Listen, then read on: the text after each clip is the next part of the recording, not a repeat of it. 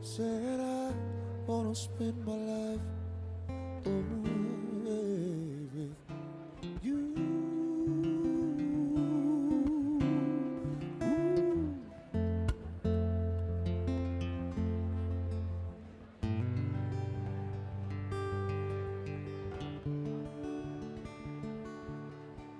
Sit down in the darkness, you open my eyes. Let me see.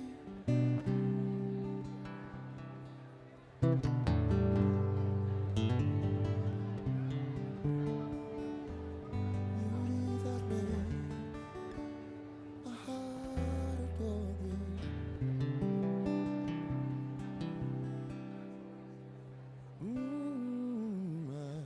I long for a life spent with thee.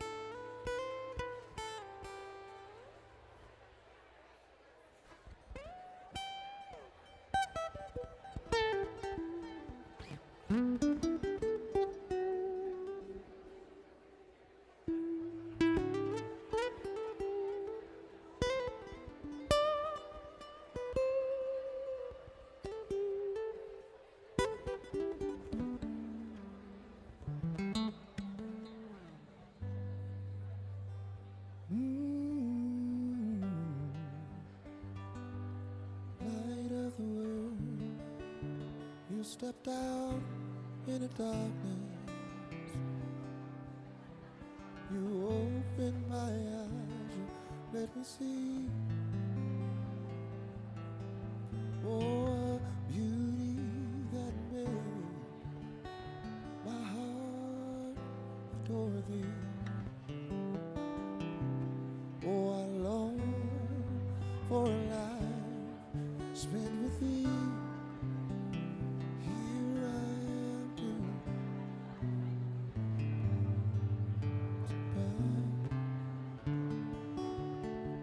say,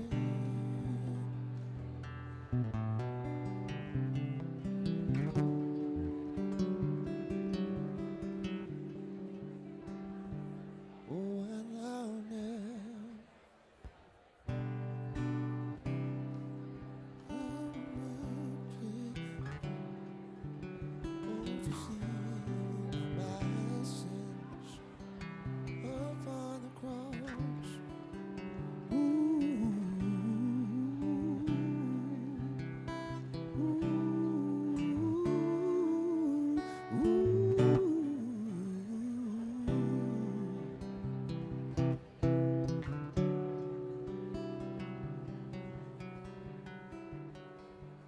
oh, so here I am to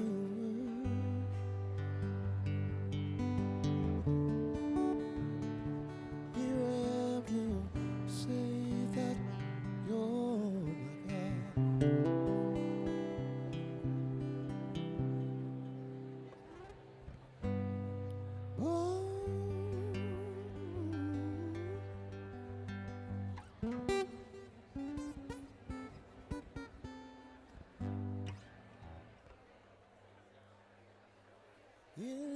10, I was born. Ooh.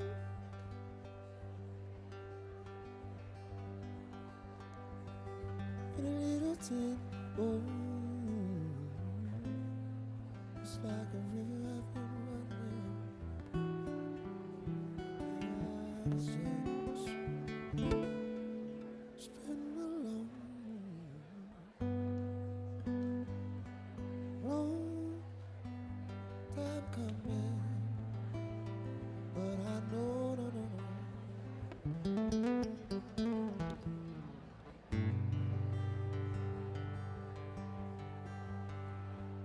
Sunlight of the world, you stepped out into darkness.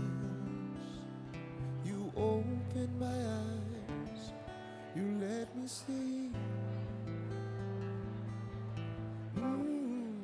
the beauty that made, oh, my heart adore thee. Oh, I long for a life spent with thee.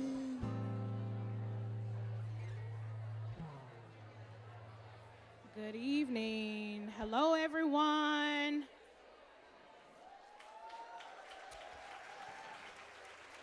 If we would have everyone go ahead and take their seats.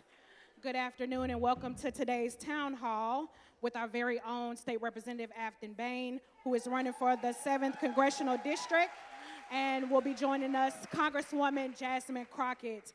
Before we get started, I just want to go over a few housekeeping rules to make sure we are being respectful of the space.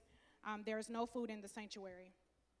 Exit signs are to your left and to your right behind you. If there's a case of emergency, you will exit out those doors. Health and Wellness Ministry, where are you? Raise your hands.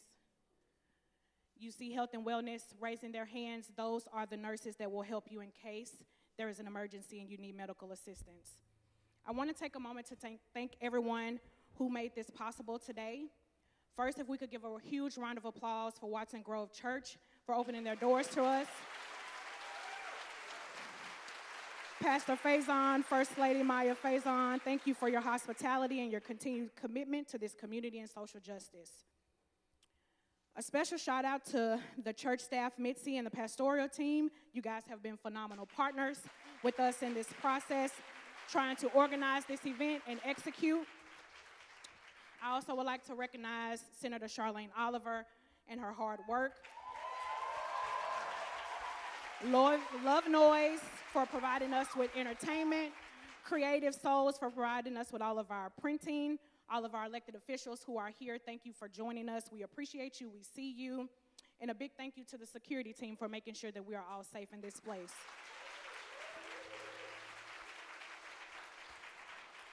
Our volunteers who are a huge help during this process. And last but not least, we would like to thank the voters. Because of you, this is possible. Because of you, we are going to send Afton to Congress.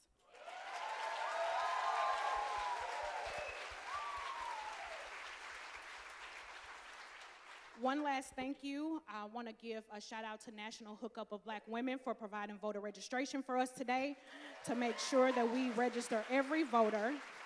If you are not registered to vote and in this space, you can step outside the sanctuary. There's a table waiting for you so you can become an active part of this civic process.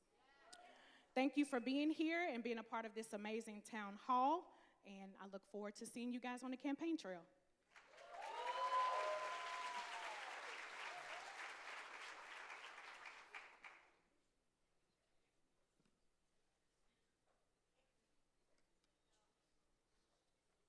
How's everybody doing?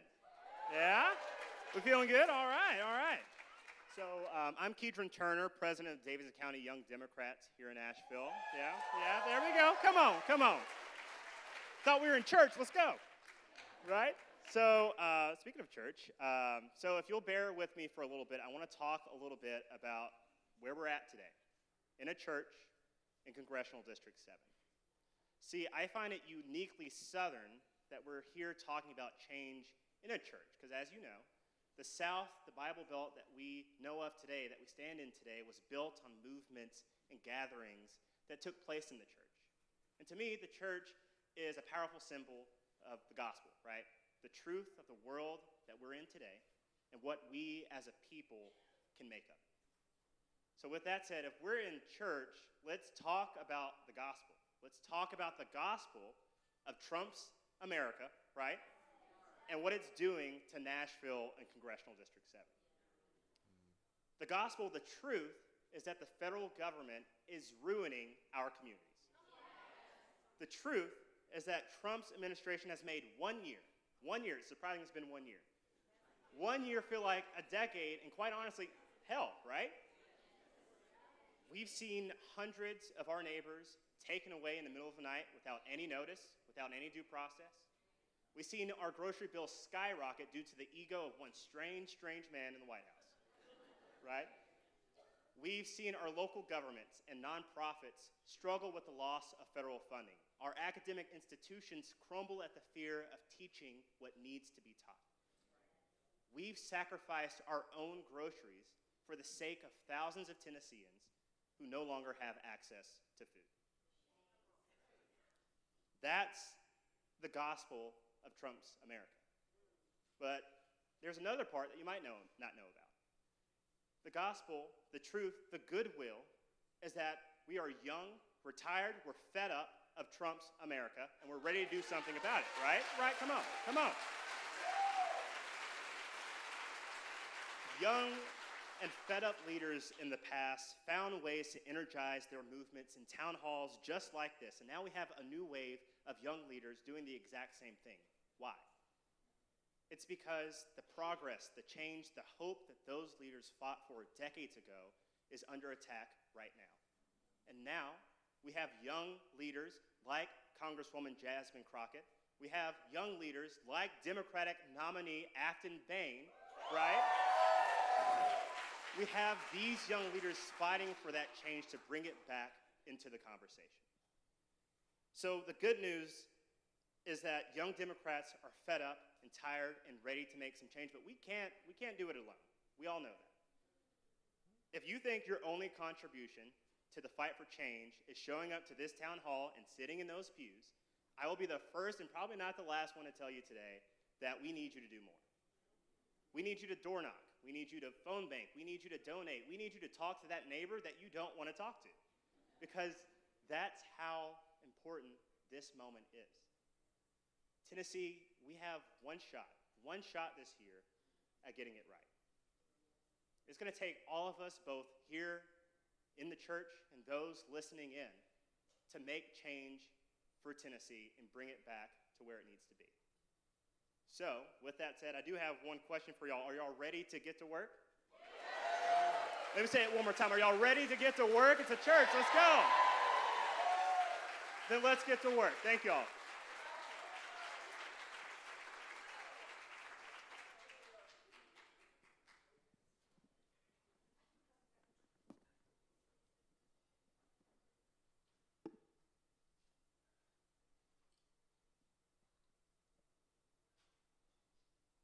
In my house, we go to the grocery store on Saturdays, since Sundays are reserved for praising the Lord and cleaning.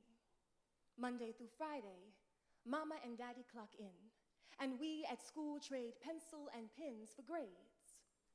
So there is only one day that remains to fill up our cabinets and pantry's empty spaces. We, the children, fill the shopping cart with wishes. Already in our minds, pictures of our mother's best dishes. So we ask for baked chicken, mashed potatoes with gravy on the side, our favorite fruits to add to our school lunch. We begin to bargain the amount of vegetables, so she don't think she can add too much, but in the end, she adds none. Because although freedom is choice, the price on the shelves say we have no freedom to choose.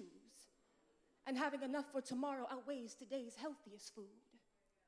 So Mama surrenders to circumstance and provides us with something. It's sweet, hoping that at least for today, it can dull hunger's bitter aftertaste. Hunger is the echo shot from the barrel of the gun, aimed at the tongues that ask questions, where appetite becomes a bargaining chip and starvation a tactic of war. It is always held in the hands of the well-fed, who feel it better to give our children molasses over bread, indoctrination over accessible higher education, letting hate spread across our country like gunfire. Who decides who deserves medicine and who is left to wait? Why do we let those who have never sat at our table decide what gets to grace our families' plates? How much more will they take? As long as it tips the scales in their favor, those in charge will continue to weigh currency against the individual, access to healthcare versus the opinionated political, and call it balance. Swinging the pendulum so we hang beneath its shadow, hungry, unseen, and afraid.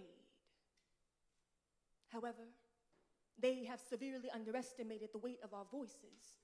The voices they've continuously attempted to silence have now gathered here like tidal waves, ready to offset the storm that their greed thought it could unleash, for we will sow tomorrow with all they tried to strip away, feeding our children truth, every word a promise, every shout a current, and every chorus carrying a swell of revolution. And when the ground trembles beneath the wave, the hands that held us down will learn what happens when the ground finally awakens.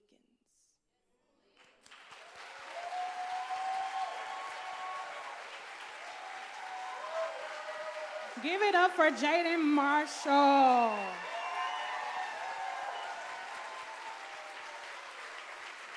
That young child is talented. Do y'all hear me?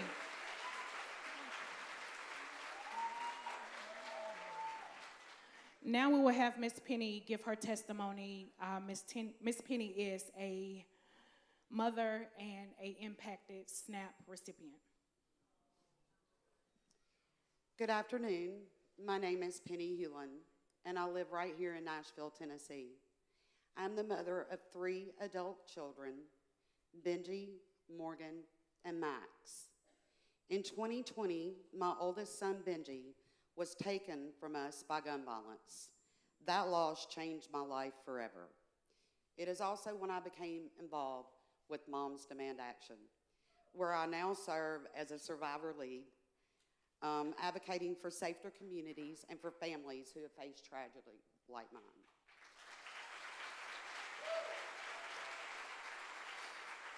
But today I'm here to talk about something different, something that's impacting my family right now, the suspension of SNAP benefits this November. For the past 7 years, my youngest son, Max, has received SNAP benefits. Max was born with Down syndrome and a rare lung disease, and those benefits have been a lifeline for him. They've helped us afford a special milk that he depends on for his nutrition and health. Without it, we're left scrambling, wondering how to fill the gap and keep him safe. You can imagine my dismay and shock when I received a call from the Tennessee Department of Human Services on October the 28th, informing me that our benefits would be stopping.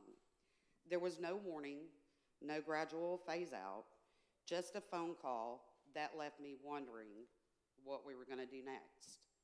I've always been a hard worker.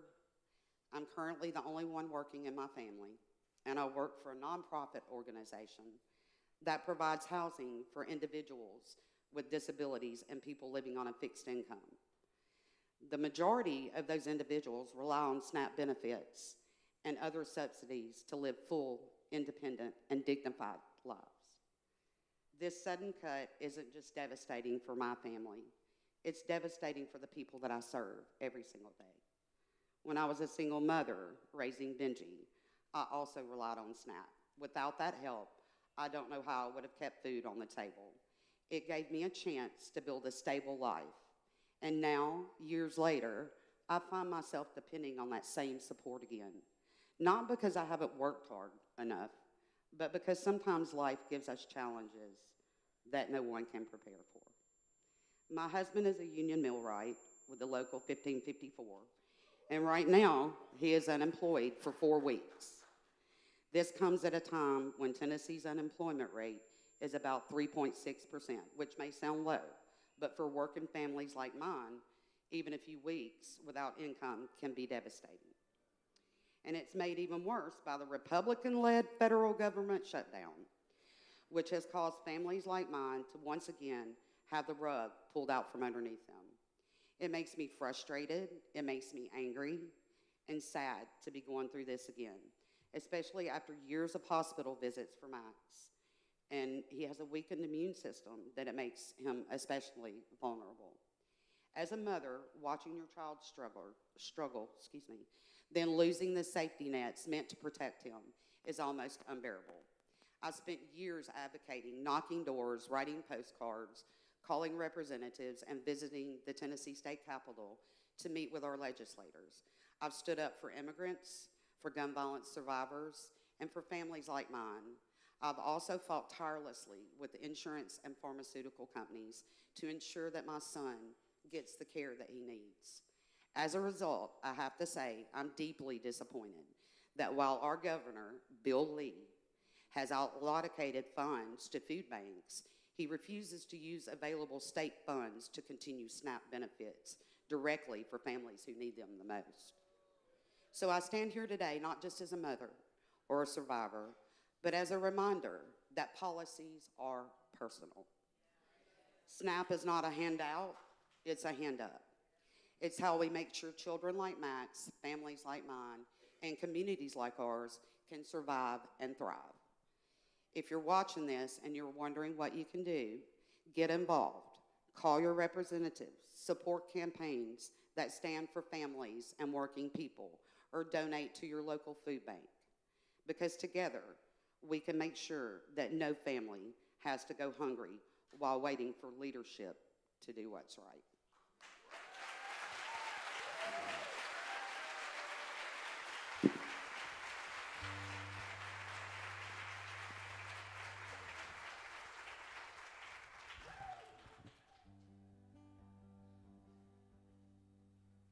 I was born by the river in a little tent, oh, just like a river I've been running ever since. It's been a long time coming, but I know, no, change gon' come. Oh, yes it will. It's been too hard living, and I'm afraid to die. Oh, I don't know what's out there beyond the sky. It's been a long time coming, but I know, no, change gon' come. Oh, yes it will. Then I go to my brother. I said, brother, help me please. But instead of picking me up, oh no, he winds up knocking me right back down on my knees. Oh, said there's times when I felt I wouldn't last for long. Now I have enough strength, oh, to carry on. It's been a long time coming, but I know, no, change gon' come.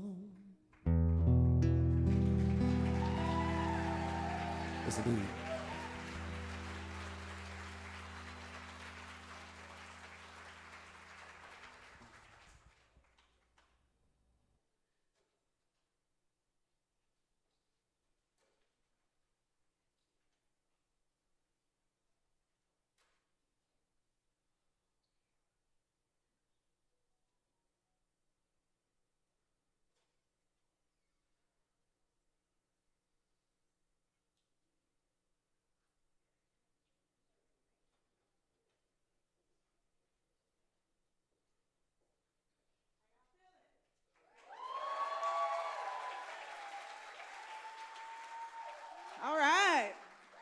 We here for a good time, not a long time. I am State Senator Charlene Oliver. It is my pleasure. Thank you.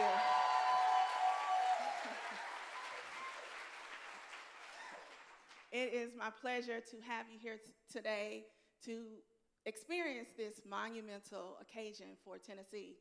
We've got Representative Congresswoman Jasmine Crockett coming to Tennessee in the building.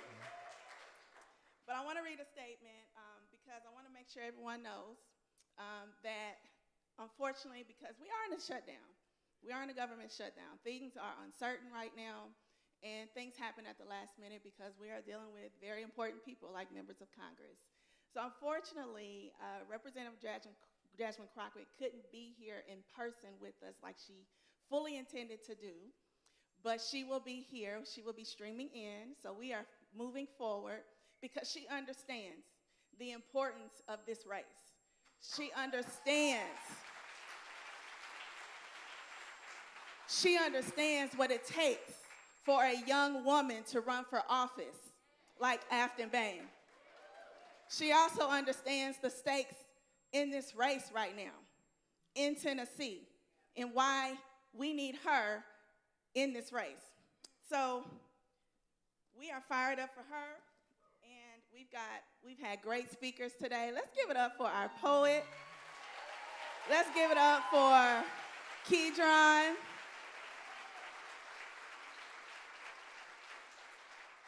And let's definitely keep Ms. Hulon in our prayers and everyone impacted by what's going on today. But let's talk about why we're here, because we are in a government shutdown. And it's not been the first one. We've had many government shutdowns go on throughout history. But unfortunately, this one we're in is now the longest in history, because folks in Congress can't get their act together. And who does that hurt? It doesn't hurt Democrats like they want, right? It hurts Tennesseans. Rural, urban, it hurts us. It hurts folks like my mother-in-law, who is also a SNAP recipient. We all know folks who are on government assistance. It's not a handout. It is a hand up. It is a lifeline.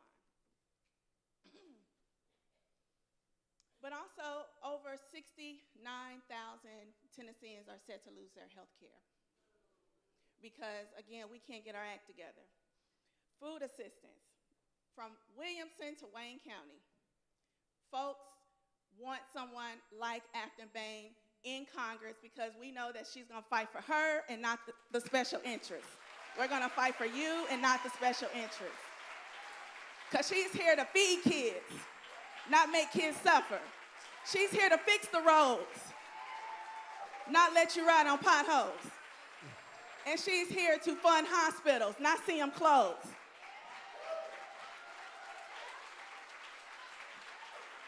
And it's folks like Representative Afton Bain is why I joined this campaign. Because when she called me and said, will you come and join, I immediately said yes. I've been boots on the ground with Afton Bain for the past 10 years. I've seen her work. I've seen her work in the legislature. When she was with Indivisible, I've seen her work. And she is a hard worker. She cares about the people. When I saw her, and we know the famous photo of her getting arrested at the legislature, right? I texted her that day and I said, you are my spirit animal. I know a real one when I see one, right? And Afton is a real one. And she's going to get the real work done in Congress because we're going to elect her on December 2nd.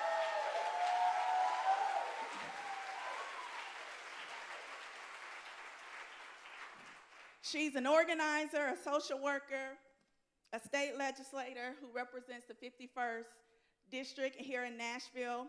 She is running a grassroots people-powered campaign because we believe in the people, not special interests. She wants to put people over politics. She does not accept corporate PAC money, okay, because she cannot be bought and sold.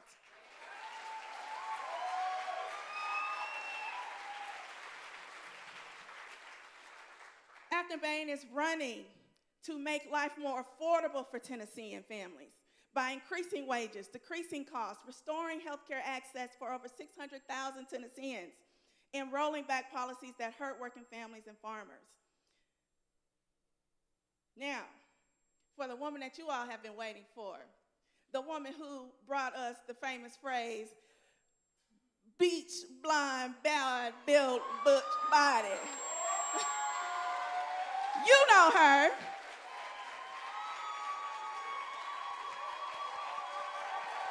Come on, baby girl.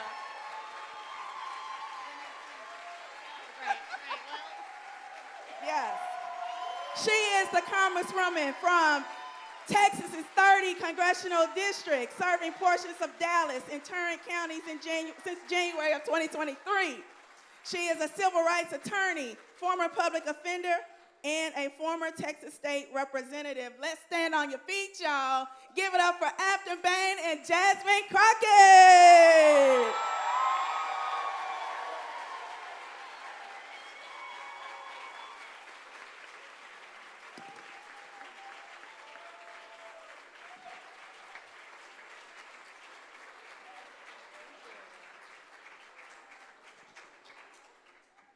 All right, well, thank you so much for being here as we work on the sound for Representative Crockett. I'm deeply honored to be here. Thank you so much for bearing with us. I know the weather and Representative Crockett not being able to be here, but I'm deeply honored to be the nominee. This is an important race, as you all know.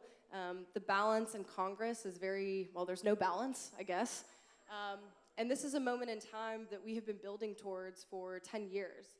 Many of you I've organized with since 2016, and it's taken that long for us to have a moment like this and a candidate like me, and I wouldn't be here without you all, truly. You have put me in your homes, you have fed me, you have showed up at the Capitol when I've told you to show up, you have bailed me out of, well, I wasn't necessarily bailed out, but you've showed up when I've gotten in trouble, and I've bailed you out. And it's such a moment in time where I'm so deeply honored and grateful. So, do we still have sound yet? We're still working on sound? Okay, can she hear us? All right.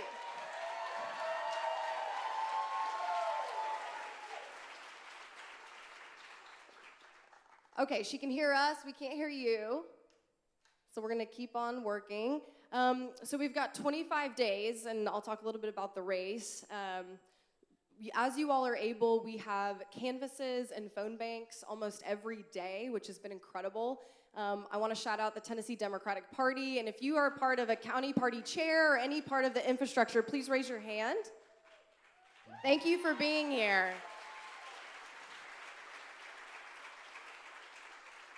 So for the first time, all 95 county parties are reorganized, which is a testament to the organizing infrastructure.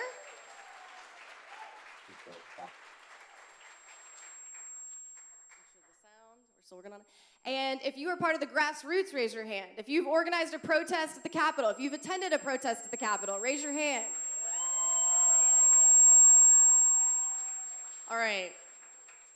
And thank you for being here. So we're going to keep, how's the sound going? Yeah, it's still kind of rough. All right, well, in that case, I might as well just give my speech now. I had a speech that I was going to give. Maybe I should do that right now, like get you guys hyped up for Representative Crockett. All right, let's see here. Give me 1 second. Okay. All right, well, this is going to be a town hall. I was I was everywhere yesterday, but Cheatham County, and they had organized a town hall for me, and I was really honored because in 2017, I used to be a menace at town halls. Who knows what the word bird dogging means? Yeah? Okay. Well, bird dogging is when you show up at a place where there's an elected official, and you have a camera and a phone, and you are recording them and asking them questions and getting them on record and then following them around and posting the video. And you all saw Justin Canoe, who runs the Holler, excellent. Yeah. Sorry, guys. We're trying to get it taken care of. Excellent video yesterday where he was actually in the airport following my opponent. And I was like, did you buy a ticket to get into the airport? I mean, what were you doing there? It was serendipitous. And so my opponent has said that he won't release the Epstein files. And so Justin Canoe followed him and got that on tape, and it was really impressive. But that's called bird dogging. And so when I used to bird dog town halls, I also committed as an elected official when I ran for my state race that I would hold town halls. And so I'm very proud to say that Senator Oliver and I have a lot of town halls. I had one almost every month last semester. It really means a lot because you all are democracy, right? And I believe in participatory democracy where you all are at the table and you're making decisions. And that's the problem right now, is that in Washington, we have a group of the powerful that believe the rules don't apply to them, that they don't have to listen to you. They listen to their donors, they listen to the puppet masters of the universe, and they don't have to listen to us. And this is a race in which we get to decide, no, now's about time that you're going to listen to us, right? Now's the time.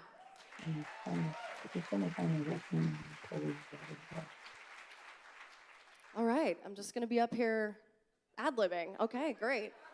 I love that. All right, give me a mic. Give me a mic. For those of you who don't know my personal story, so I grew up in East Tennessee, and I think what's been a theme in my career is corporate accountability. And the reason that I feel that way is because I grew up in Appalachia.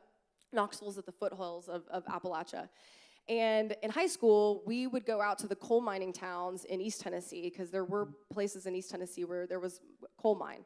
And you witness firsthand the corporate negligence and degradation and exploitation of these communities, and the fact that they pulled out billions of tons of coal and left nothing in its wake. And it informed my politics. And so then I went to the University of Texas, which is the fake UT, I like to say. I'm grateful I went there, but it's the fake UT for those of you that went to University of Tennessee. I was lucky enough in graduate school to receive an internship to work at the UN in Switzerland. And so I went over in 2016 to Switzerland, and I arrived at the apex of the refugee crisis. And I remember walking into the building, and they had a number of the people who had capsized in the Mediterranean that year. And it was a moment where, I mean, the world, I mean, now it feels like it's falling apart, but it felt like it was falling apart then. And then in November of 2016, our president was elected for the first time. And unlike a lot of my colleagues, I decided to move back to Tennessee. And I remember taking my parents out to Aubrey's, if those of you from Knoxville. I took my parents out to eat, and I said, Mom, Dad, I think I'm going to come back to Tennessee, and I want to get involved in politics. And my mom was like, what? No, wait, what? No, that wasn't part of your, no, that was not part of your plan. That was not part of our plan, right? And a lot of you who are parents, you've sacrificed so much for your kids. And I said, no, I'm going to do this. I'm going to do this. And lucky enough, Representative Gloria Johnson was the first person I met after I moved back. Yep, give it up. And she said, I told her, I'm like, where do I go? And it's like a lot of the frenetic energy we're seeing. She's like, well, there's a job opening at the Tennessee Justice Center. And I was like, okay, that sounds, I love justice, cool. And I ended up applying for it, and it was a community organizing job. And so what was really incredible is that I was out across the state organizing in these haulers, talking about the impacts of the Affordable Care Act cuts and Medicaid. And some of you also may remember, I did a little political theater back in the day. I used to dress up as a character that looked like Marie Antoinette. And I would troll Representative Diane Black, who at the time was chair of the House Finance Committee. And she lived in a 10,000 square foot chateau in Sumner County and proposed a budget that would cut SNAP, Pell Grants, Medicaid. And so I would show up to her events dressed as Marie Antoinette, my character Diane Antoinette, and troll her out in rural Tennessee. She hated to see me coming. She hated to see me coming. Thank you. Yes, thank you. And then I was lucky enough to work for Indivisible. And so for those of you who's part of Indivisible? All right, wonderful. Well, and then I got the indivisible job, and so I've been able to organize. And in 2019, a lot of us were at the legislature. I was the lead organizer for a campaign to force David Byrd to resign, who was a state legislator who had sexually assaulted underage girls. And during that campaign, yeah, boo. Thank you, Peanut Gal. I love it. And that was the year that a lot of us, I mean, it just the corruption was just simmering to the top. I mean, there was so much. A lot of us were arrested that session because it was just so bad. We actually slept on the floor of the Capitol one night, me and 3 of my friends, outside the governor's office to demand that he do something about this. And so when it comes to standing up for victims and making sure they receive justice, you couldn't have a better person. And then some of you may know, I'm sorry, I just keep... Okay, all right, okay, sorry, I'm just ad-libbing here. And then in 2023, I like to say in January, I wanted to quit Tennessee politics, and I told people in Nashville, I was like, do not call me if there's a protest. I don't care. I don't want to hear you. I'm going to put my phone on silence for 6 months. And then the world kind of turned upside down. And for those of you who were part of the Tennessee 3 protests and rallies, raise your hand if you helped with those in 20, yes, I know a lot of you are in here. Yep. And so I took a leave of absence for work for 2 weeks to help these folks and all of us organize 25 protests and rallies across the state to defend democracy. And I think that was the first time that the country really looked in and peered into our state and said, what is going on there? What is happening? How is it that 2 of our young, black, incredible legislators crossed an arbitrary line on the House floor and expelled 120,000 voters' voices? How did that happen? Can you hear me? How did that happen? And there was a moment that night, I helped plan the final press conference of the night. We had MSNBC, we had CNN, we had Italian national TV streaming in. Don't know why they were there. And I just realized looking around, like, you know what? I deserve to be up here just as much as anyone else. And so I decided, yes, thank you. Yep. She's out there. Testing. So I decided to run for my state house race, and since in the legislature and for a lot of electeds, we're dealing with a lot right now. So, but I run for office because I need the seat to organize. I need a megaphone to do the organizing that I need to do to move the needle in the state, right? And it gives me more access and levers of power that I can figure out how to pull, which is why, as a legislator, I was able to file a lawsuit against the state of Tennessee to protect your First Amendment right to talk about issues that the Republican supermajority finds combative.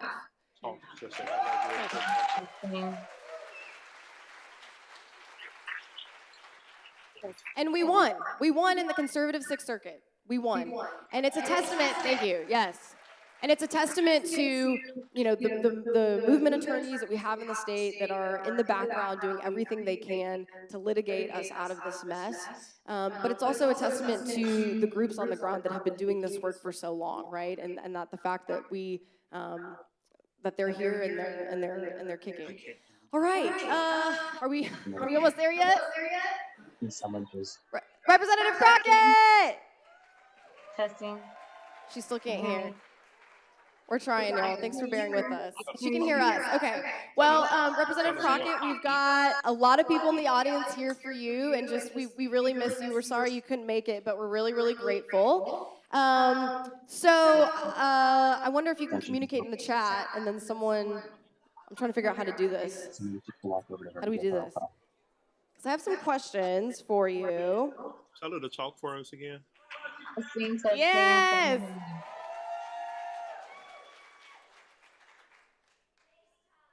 Oh, FaceTime. That's okay, Gen Zs. I hear you. She's talking right now. Can y'all hear me? There's a... Oh! Yes! We can hear you. All right, let's get this thing rolling. Tennessee, I can hear you. Because I can't see you. So, Representative Crockett, go ahead, and we'd love to introduce yourself. Can you hear me? Okay, awesome. All right, so I am so sorry, but my job is kind of ghetto if y'all haven't noticed. So the government shutdown is truly taking hold. But let me tell you, if November 4th was a preview of things to come, I cannot wait to see what's going to happen in less than 30 days right there in Tennessee. So I want to be clear about something. Tennessee is special to me for a number of reasons. My mama grew up right down the street. She was raised in Memphis, Tennessee. And I went to undergrad right there at Rhodes College in Memphis. I spent many a days on the road heading up to Nashville. I'm not gonna tell y'all where all I was going in Nashville, but y'all got a few schools there. So just know I was hitting the road and I had my fair share of days there. I am so, so sad that I am not there in person. But let me tell you, right now, this isn't about those things that divide us. This is about everything that unites us. And I think that this district is so amazing in that it is not just a rural district, it is not just an urban district. It is both. It is both urban, it is both rural, as well as suburban. And so this is when we get back to basics. And I think that that is what you have an opportunity to do. You have an opportunity to decide whether or not the basics, and when I say the basics, I'm talking about food, I'm talking about shelter, I'm talking about education, I'm talking about job opportunities. We need to get back to basics. And right now, it seems like the other side, as Afton was laying out so eloquently as she talked about her opponent, whose name shall remain nameless, because we don't want anybody to be confused when they go to the polls. But when you're talking about somebody that can't answer a question about a pedophile,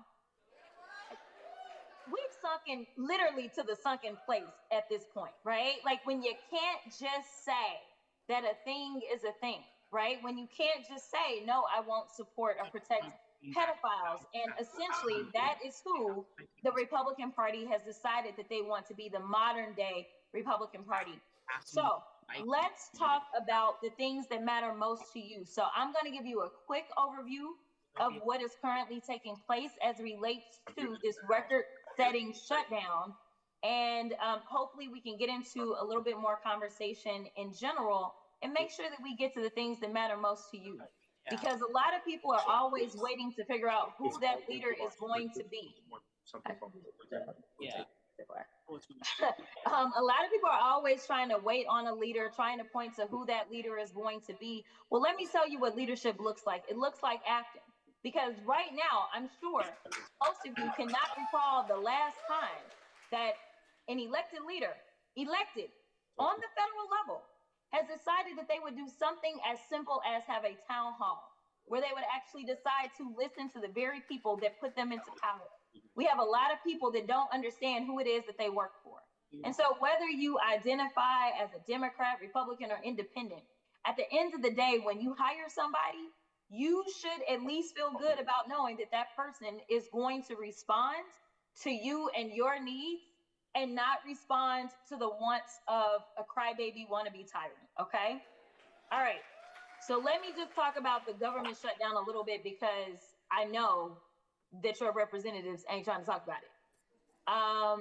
A couple of things are going on. I wish I had the numbers specifically for Tennessee in front of me, but House Dems do have a page that you can access if you are curious to know kind of some of the general numbers about what the big ugly bill did.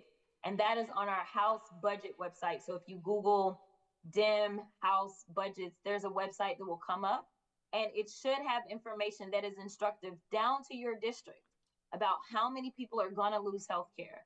Okay, so ultimately we had the big ugly bill. The big ugly bill did a lot of ugly things, which is why we properly named it. But one of the things that it did is that people that are on Medicaid and Medicare, they are going to lose their health care to the tune of a total in this country of 15 to 17 million people will be kicked off of their Medicaid or Medicare. In addition to that, SNAP benefits actually got reduced under the big ugly bill as well. So right now, we know that over 40 million people in this country rely on SNAP benefits. And we only know that number as a collective we, because we know that we have an administration that has decided that it wants to ignore the law. There is a judge that said you will pay out the emergency funds that are available for this specific thing. And now they are appealing it. The vice president specifically said, no, we don't want to do that because then the Democrats may not play ball. They think that this is all a game. They think that it's funny to play games with people that are relying on as little as $2 a meal or $6 a day to eat. The fact that people in this country need $6 a day to eat is a testament of how much work we haven't done in this country. It means that we should not have so many working poor people in this country, but we do because we refuse to do our jobs as elected representatives and say we are going to pass a raise to the minimum wage so that people aren't necessarily needing these benefits. But because those that are at the top of these corporations don't want to pay their workers a working wage, we then as taxpayers give them crumbs. And it is so sad because right now they have no qualms about giving $8 million a day to Elon Musk. If you ask me, that's next level welfare. But they have a whole issue with a family or a single mom or that senior getting their $6 a day to eat. Like, we need to talk about where the priorities lie. This isn't about political affiliation, to be perfectly honest. This is literally about morals and whether or not you got them. Like, that's it. And right now it is clear that we have, I don't even know that really they should be allowed to be called Republican, because the Republican Party that I knew, as far as I'm concerned, it is gone. It is gone. The Republican Party of fiscal conservatism, it is out the window. The party that believed in states' rights, it is out the window as we see these troops that are coming into cities all around the country, as there was a threat to go into California and somehow decide to police their state elections, not federal election, their state election. Like, we have lost the plot of who the Republicans supposedly are, as we just hit over $38 trillion worth of debt, as we have someone who has decided that he wants to build a ballroom that is going to cost over $300 million that nobody asked for, as we have an administration that decided that they were going to send $40 billion to Argentina. At the same time, they didn't want the measly funds that we send to USAID that also supports our farmers. Because when we send money out, we actually spend that money here and we send the resulting resources. So what happens? Our farmers ended up losing a consumer being the federal government. And so now here it is, we're not doing the goodwill that hopefully keeps other countries from hating us. Something as small and kind as giving people food, or as small and kind as giving people life-saving medication. The Republicans decided that that was just too much. And here is the gag. We are talking about less than 1% of our budget was going to USAID. So, I mean, I want to make myself available. Again, I hate that I'm not there. One of my very good friends I know is there out in the audience, Miss Odessa, who started on this trek. We were actually running at the same time. She is a fierce warrior, and I am so happy that she is there. She was texting me and telling me everything y'all was doing. But I just want y'all to believe that you deserve better. And deserving better looks like talking to your friends and your coworkers and your colleagues and your family members and all those that don't want to vote. And you tell them if Mississippi could somehow break the supermajority, then Tennessee can flip a seat. You tell them if somehow in somewhere between 20 and 25 years, Georgia somehow elected not one, but two Democrats statewide. You tell them that there is nothing that Tennessee can't do. And I know that the gerrymandered lines are why so many people get to feeling down. But at the end of the day, again, if there's over 40 million people that are needing SNAP, let me tell you, there is a number of them, regardless of where you sit on the political spectrum, that share in that. And I know that you have farmers that are struggling, because right now we are experiencing record bankruptcy filings by our farmers. As somebody that served on the agriculture committee, I can tell you I don't really care whether or not you have your own farm or if you just like to eat. We all need food. So we need to be looking out for our farmers. We never want to be so vulnerable that we have to import the vast majority of our food. That is a crisis for us. And I can tell you stories about countries that have found themselves in that type of crisis. So, again, I am so grateful. I am so thankful. And I just want to make myself of service to each and every one of you for showing up today on a Friday morning. In numbers, I'm hearing. I can't see y'all. I can only see Afton. But in numbers, I'm hearing. And so, Afton, I will let you go ahead with your question. Thank you. Or question. Give it up for Representative Crockett, y'all.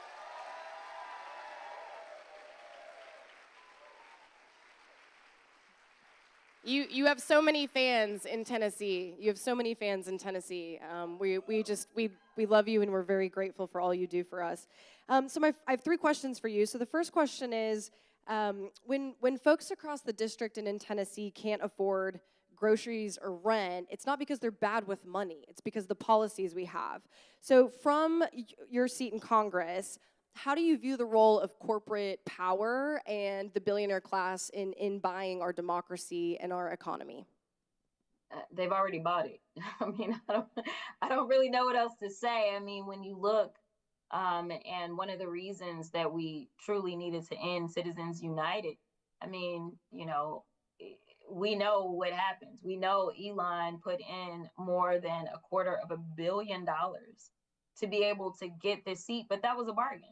I just told you how much he gets from the federal government. He gets $8 million a day, right? And when you look at the fact that there are no checks, not only on this government, but on corporations, right? So as soon as Elon came in, Elon was nothing more than a hatchet job. Like, that's all he was there for. He was there as a hack. And so what he did is, whether it was the independent investigations that were taking place, say, at the Department of Transportation, as relates to him always crashing out. I mean that literally and figuratively. This is a guy who has crashed his fair share of spaceships or rockets or whatever, and caused, great harm. And, he was actually supposed to be on a bit of a hiatus. And he was able to get rid of all of those inspector generals that were looking into and conducting investigations. We know that a number of other corporations were under investigation, whether it was for the way that they treated their workers or otherwise, and all of those investigations went away. And so they were able to save a lot of money. In addition to just kind of rolling back regulations in general, which is kind of now that is a very Republican thing. I will say that they don't believe in regulation. So I will say that they have stuck to the playbook on that one. But when you start to look at oil and gas, and listen, I'm a Texan, so I get it. We are big energy in Texas, all energy, to be clear. We actually are the largest supplier of clean and dirty energy in the country. And so, but they don't want any types of regulations around that. We saw that when this administration rolled back at regulations, we have that big oil spill, or it wasn't oil, but it was the train that turned over and ended up just harming. It was a toxic something that they were carrying. I don't remember at this time. And that was near Pennsylvania, Ohio border. So we know that they are benefiting by cutting corners. We know that right now, right, they have basically taken the FDA down to bare bones. The FDA makes sure that our food supply, as well as our drug supply, is safe. And we know that there's been mass recalls on vehicles. Like, there's all kinds of things that are going on and are slipping. As I think the most recent thing, the vehicle thing is Department of Transportation. But the most recent thing from the FDA was there was another listeria breakout here recently. Again, being a Texan, we know that the monkeypox is back, and children literally started dying. That started again in Texas, right?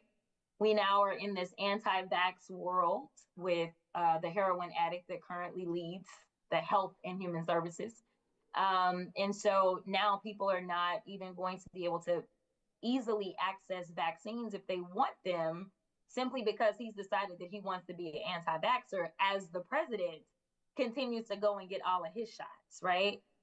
So in so many ways, they are literally killing us. And I know that some may say that's a bit extreme to say, but it's not.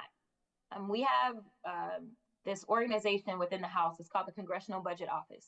The Congressional Budget Office is supposed to kind of like tell us like what legislation would do. So it's like, oh, this will save X amount of dollars, or this will generate X amount of dollars, right? The very first time I've ever been in the legislature, and I'm sure Afton, y'all have something similar, not really sure what y'all call y'all's, but like we had something on the state level too.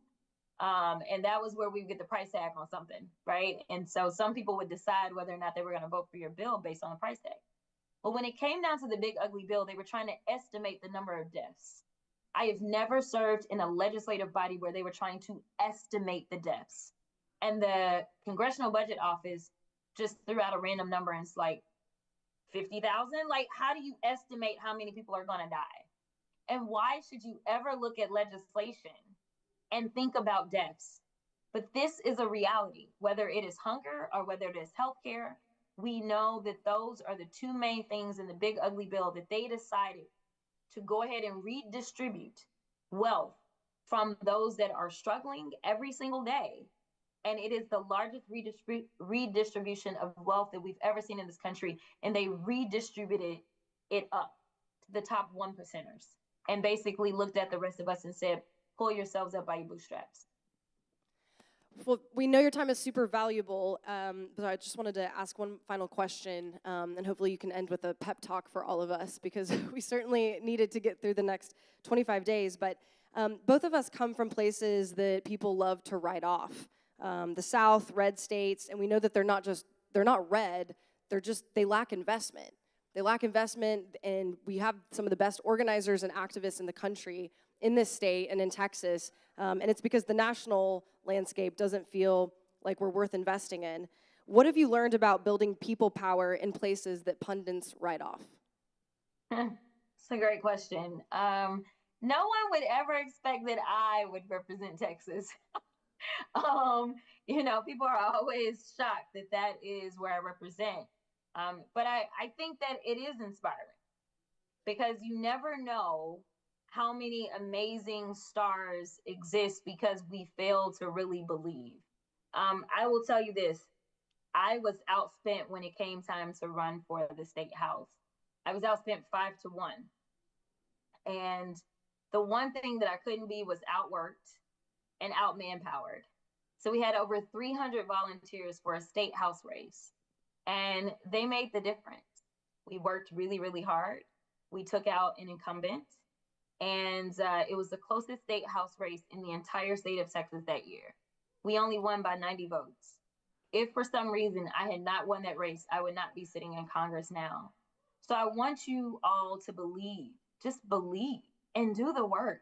That's it. Don't let somebody tell you who you are. Show them who you are. We saw where polling said in New Jersey that it would only be, 1 point. It was going to be within the margin of error. It was going to be really tight. It wasn't. It was a blowout. We saw in Virginia, where they currently have a Republican governor, we saw that they always thought that Abigail was going to win because, Earl, she a little different. But Winsome Earl, but she a little different. But even when it came down to Jay Jones, they were running these very negative ads because of a text message he'd allegedly sent at some point in time. And even Democrats were calling on him to just get out of the race because it was bad. Even with all the negativity, he won. This is about us. So stop. I think that what happens, I know, because I worked on the Harris campaign and I went all over the country on behalf of both the vice president as well as Joe Biden. So I was surrogate for both of them. And I will tell you that a lot of people tried to make the election about them as individuals. It's not. I kept telling people this isn't about whether or not Kamala wins. This is about whether or not you win. And right now, Kamala's doing just fine. She's traveling the country, selling books, living her best life. I just was with her just earlier this week. I mean, she's good. You know who's not good? Us. Us. We're not good. We're the ones that aren't good, right? So I will give you these tips. As you go out and you talk to people, as soon as you start to say, let's talk politics, some people will immediately be turned off because it is one of those things like you don't talk politics, you don't talk religion, like it's just one of those things, right? When you go out and talk to people, what you should be doing is you should be asking them about their lives because politics is life. Whether we're talking about whether or not your road is paved, whether or not there is food for kids to eat at the school, whether or not they teach history at real history, including Black history, at the school. Like it is everything that we do, whether or not the economy is good enough so that you can have a job, whether or not you are going to be in an economy that actually has wages that are a living wage. All these things are political, whether or not you can afford your housing. So I think what it is that, first of all, we've got to reconnect. I know everybody loves to be on social media, and I know I'm appearing virtually right now, but it is time to reconnect. I don't know if COVID did us more of a disservice or if it was social media in general, right? But people, like, it's easy to hate what you don't know. It is hard to sit in front of someone and hear them tell their story and just look at them and think, oh my gosh, I hate this person, as they're saying, I'm struggling. I'm working multiple jobs.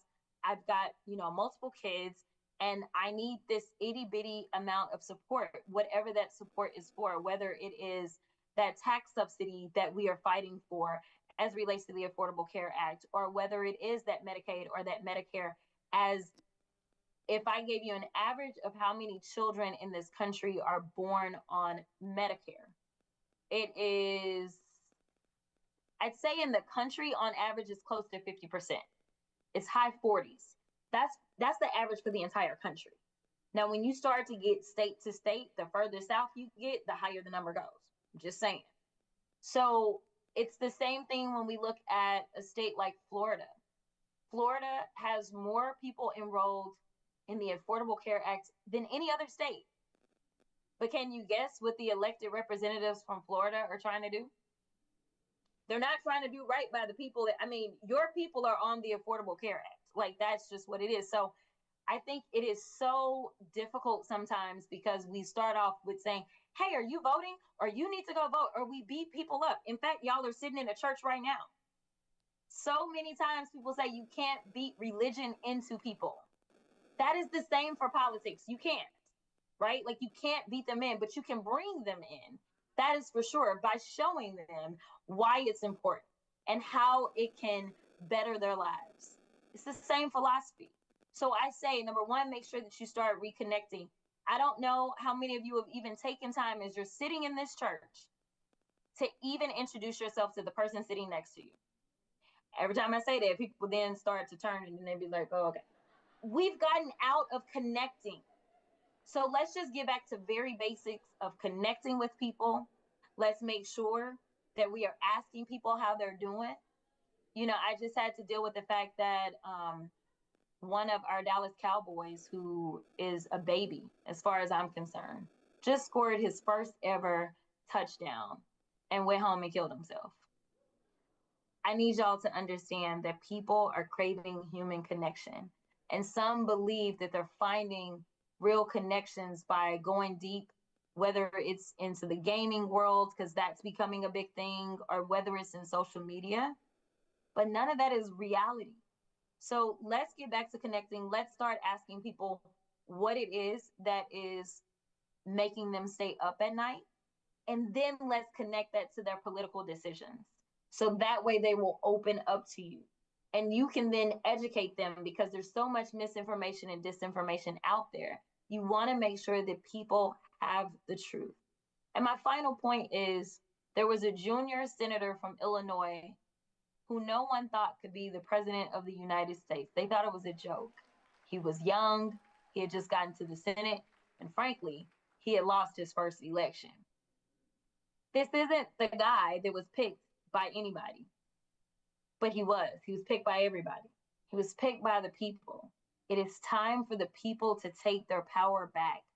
It is time to tell your friends and your neighbors and everyone else that if you don't like the fact that the cost of everything is high, directly because of one individual deciding to, say, levy illegal tariffs, or if you don't like that the flights are all out of whack and that we've had a record number of air collisions already before the shutdown, if you don't like the fact that we have an administration that wants to say, you know what, I would rather starve people in my country.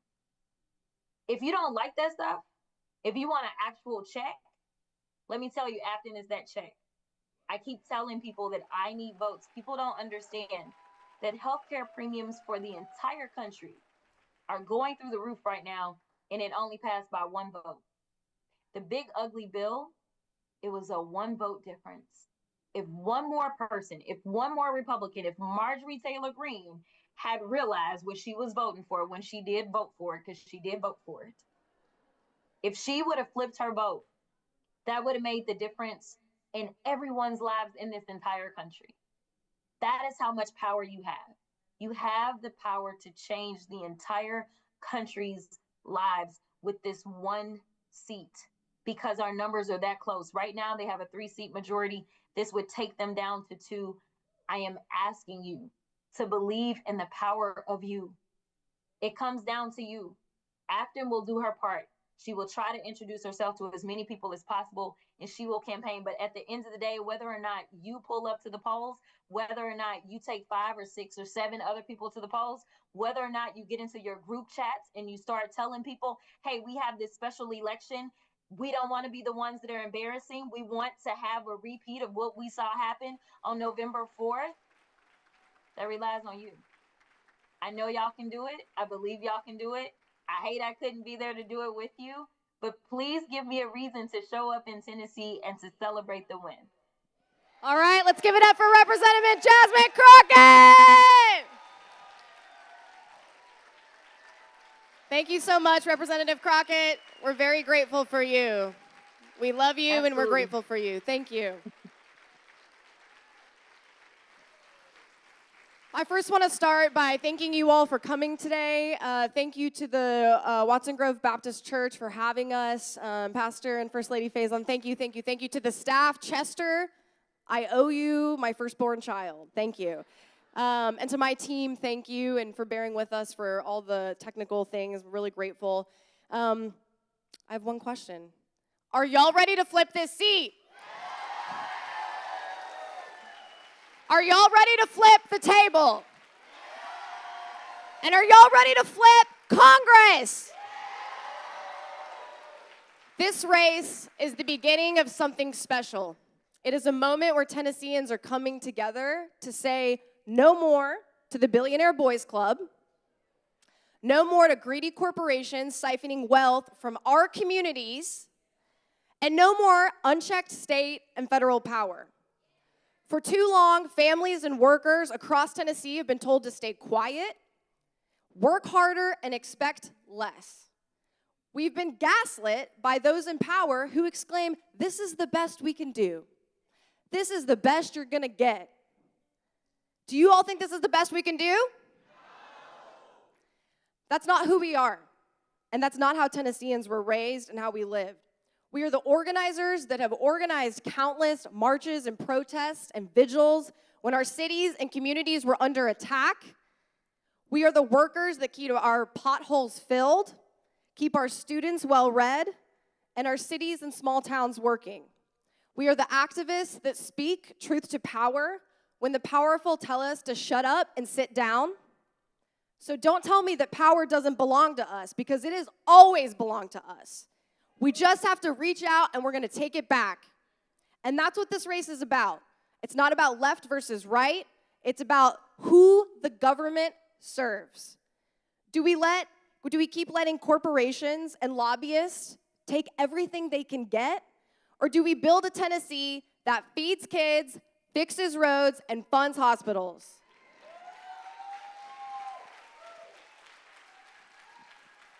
When I started organizing years ago, I wasn't thinking about running for Congress. You just heard my entire life story on this, on this couch.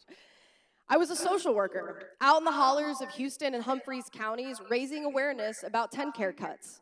I was an organizer screaming from the Tennessee House balcony at corruption and became a legislator so that I could have a bigger megaphone to call for ending the grocery tax with Senator Charlene Oliver and to sue the state of Tennessee to protect your First Amendment right. So I have seen what happens when politicians put profits over people. And I've decided that I've had enough. And this fight, this one right here, is about whether we deserve crumbs or a seat at the table. Whether the single mom in Dixon who's juggling 2 jobs can afford childcare, whether the veteran in Clarksville can get an appointment at the VA without driving 2 hours to the hospital in Nashville, whether the nurse in Decatur can keep her rural hospital open. Everywhere I go, I hear the same thing. Afton, life just isn't affordable anymore. I can't afford to live. And they're right. The cost of living is crushing us while corporations post record profits, and they're all taking their cuts, and our communities are being left behind. But here's the good news. Tennessee's had enough. We've been called a long shot, but I tell you what, Tennessee loves a long shot, right? And we've got something that the billionaires don't. We've got each other. We've got each other. So this afternoon, I'm asking you to dig deep the next 25 days. Knock one more door. Go up to that person at the gas station and say, hey, did you know there's an election? December 2nd? Early voting starts November 12th? Great. Make one more call. Talk to the young person who doesn't think their vote matters, because this one, it does. Because if we all move together, there's not one super PAC, one billionaire in this country that can stop us. And I've seen what happens when we organize. I've seen what happens when we refuse to give up on each other. We can turn this safe red seat into the most competitive seat in the United States of America. And on December 2nd, we're going to finish the job.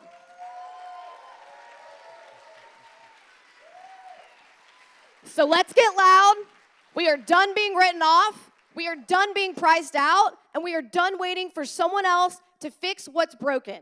This state belongs to us. The state belongs to the people who love it enough to fight for it, to fight for their neighbor, and that's us. So let's go out and let's win this thing.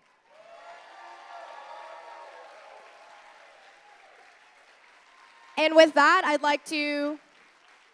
Are we? Oh, okay. All right. And with that, we're going to go to Q&A. Does someone have a question? All right.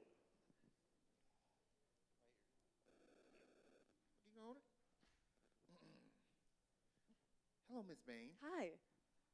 Let me see.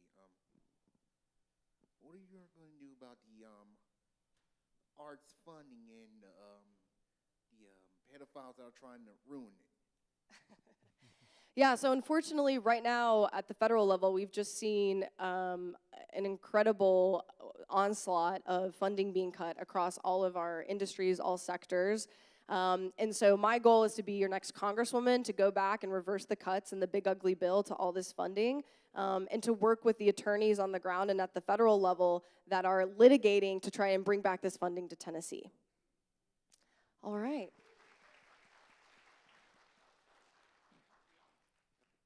Who else? All right, Mandy? Hi. Thank you so much. My name is Beta, and I serve as a Tennessee Young Democrat to young women in the state who are trying to get involved but are really being discouraged by everything happening at the state and federal level. What words of encouragement do you have for us? Yeah, I mean, I came on the heels of lots of women who are here today, and if you run for office and or are an elected female sitting in office, please raise your hand. Yes, thank you, thank you, thank you, thank you. And I think for me, as a young woman in politics, I was always left out of the room, right? And so I've had to claw my way and elbow my way into the table, and my goal and my legacy in this state is to ensure that you all are at the table and that those spaces look like people like you.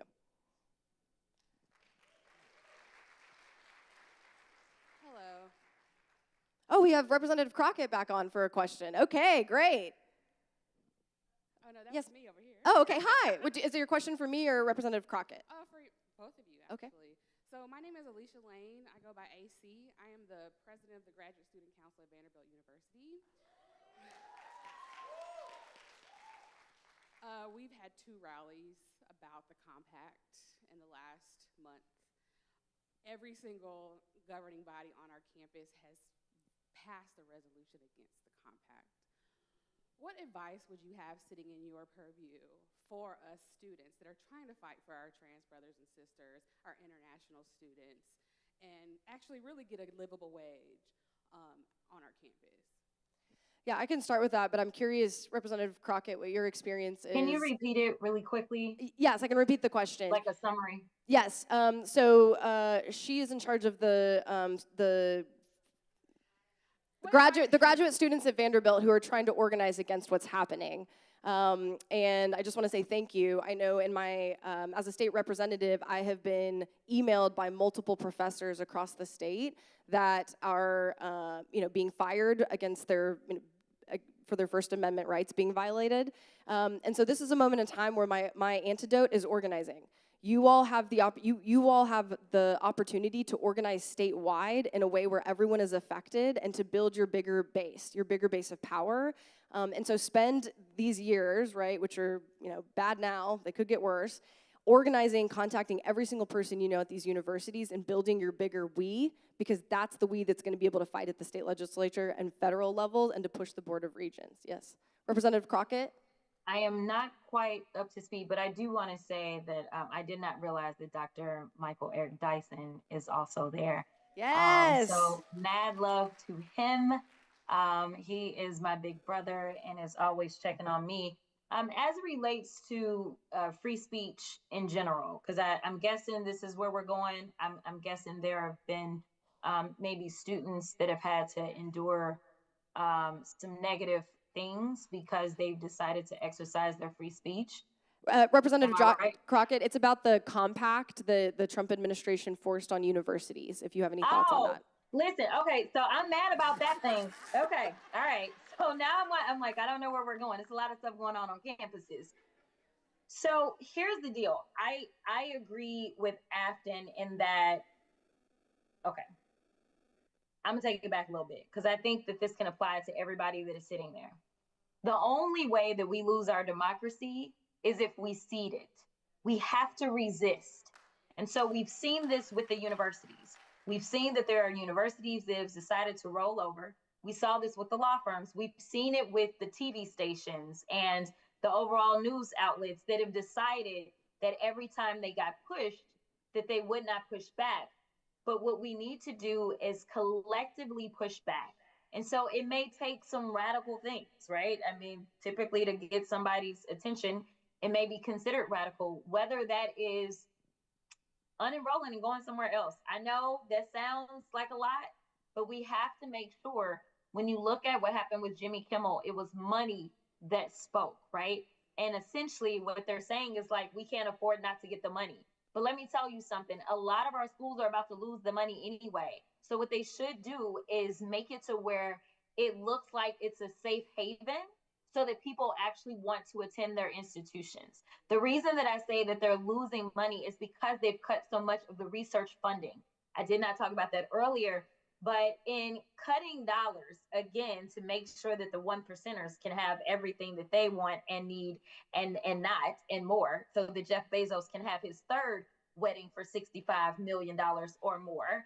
What they have decided to do is cut a lot of the research dollars that are going to our institutions. So many of our institutions are already bleeding because they now don't have those dollars. And we as individuals are also bleeding because now we're not getting the research so that we can stay on top of any and everything that is science. So I do think that it is important. So I don't know what the student looks like. So I'm not really sure, but like when I was in school, we had the Black Student Association, we had our student government, we had our Asian Association, we had our sororities, whether it was Chi Omega or Delta Sigma Theta, like we had all of those things. Tap into some organization that you already have a natural kind of inclusion in, and then look for where those organizations exist on other campuses, and you guys unite. You already have like a built-in organization structure so that you don't necessarily have to reinvent the wheel, but that's where I would start. All right, thank you, Rep. Crockett. All right, we've got time for 2 more questions. Yes. Oh, okay. Hi. So my question is, what are we going to do for those that are going to suffer as a result of this bill? Is this big, ugly bill reversible in the time frame in which to keep people from dying in the streets? Because that's kind of how I see it, unfortunately. I don't want to see that. Yeah. So what do we do in the meantime? Yeah. I mean, people are already dying in Tennessee. I mean, they are dying. I just heard of a young mom who didn't make it to a hospital with maternity care because the nearest hospital is 4 hours away. People are already dying, and things are going to get a lot worse. And that's why this moment in time, and this race in particular, this race, and I don't say this lightly, is a matter of life or death for our families who receive TennCare, for Social Security, for people who receive $500 a month in SSDI benefits. It is a matter of life and death. And I think the power right now is in this race. And when we flip it, we will have the seat, a congressional seat, to be able to organize on a mass scale. And that's where you all come in. In order to maintain the seat, when we flip it, I need all of you, right? Because people are going to be being kicked off their benefits. The world is going to get really messy really quick. It already is. And there's only so much, mitigation we'll be able to do with the big ugly bill. But Representative Crockett, I'm curious. So the question was, people are going to die because of the big ugly bill. How much of it can be reversed? And how do we move forward knowing that, these next few months and the next few years are a matter of life and death for people? Yeah, so one of the reasons that we are currently in the shutdown is because this is the only leverage that we have in this moment. Right now, the Democrats are not in control of the House, the Senate, nor of the White House. But because there is a 60-vote threshold, in order to pass the continuing resolution, because we've not done our 12 appropriation bills, this is the opportunity to say, hey, if you want to get Democrats on, then give us this or that, right? So that is some of what we're trying to work on. It is my understanding, I know y'all have seen me looking down. My legislative director was telling me that Schumer was headed to the floor with a bill potentially to end the shutdown.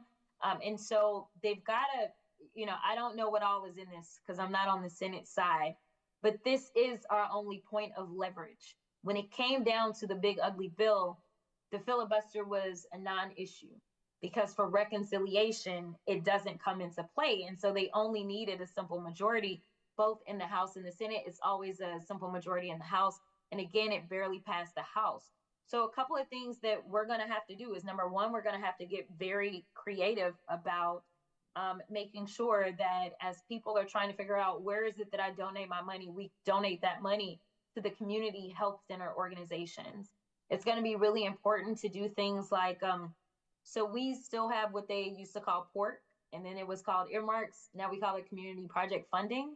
It is really important that you have someone that cares, like Afton, potentially sitting in the seat, because when we finally do go through the appropriations process, we get an opportunity to pick 15 kind of programs or organizations or whatever that we want to give money to. And that is when we direct money almost like, this is mine and I'm bringing it over here. It's not as kind of convoluted as some of the other things. And so it's the easiest way to make sure that we can get creative in supporting those that are the backbone for what we're going through.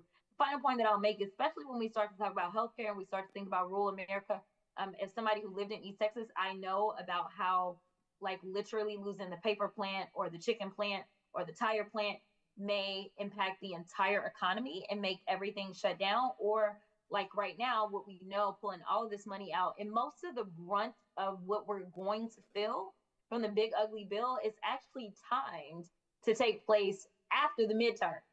That's when you're really gonna feel it, Right now, this is actually nothing. Like they were surprised because you weren't supposed to actually feel the brunt of it just yet so that they could hopefully survive the midterms.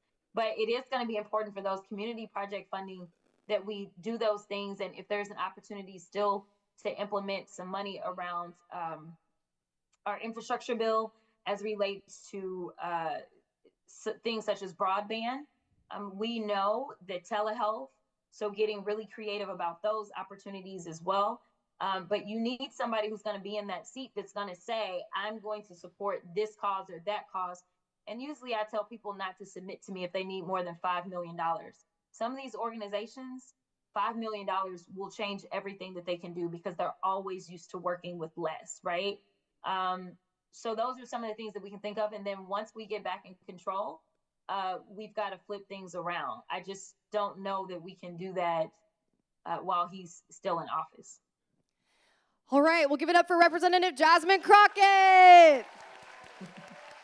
Thank you, Representative. Once again, we're very thankful, and thank you for hosting a town hall with us. This is democracy at its best when you have a federal representative streaming in from your, it looks like your shoe closet. It is. Kind of love it. I wish one day. All right, well, thank you so much. And with that, we're going to call up Pastor Faison, the pastor of Watson Grove. All right, close us out.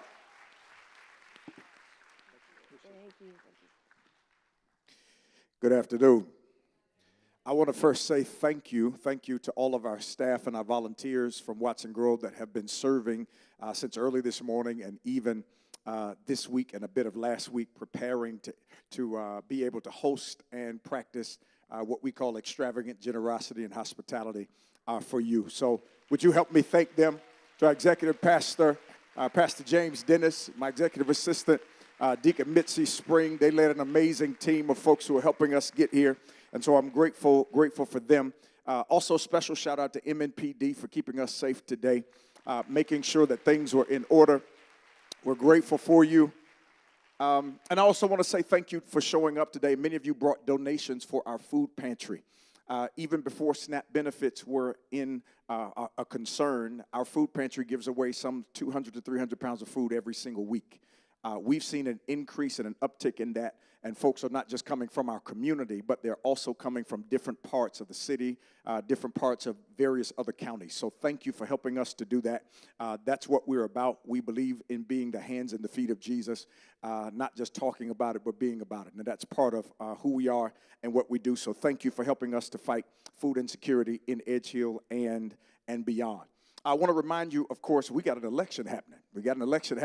In case you forgot, special election, the date is December 2nd, but early voting. Everybody say early voting. Early voting. Early voting begins on November 12th and runs through November 26th.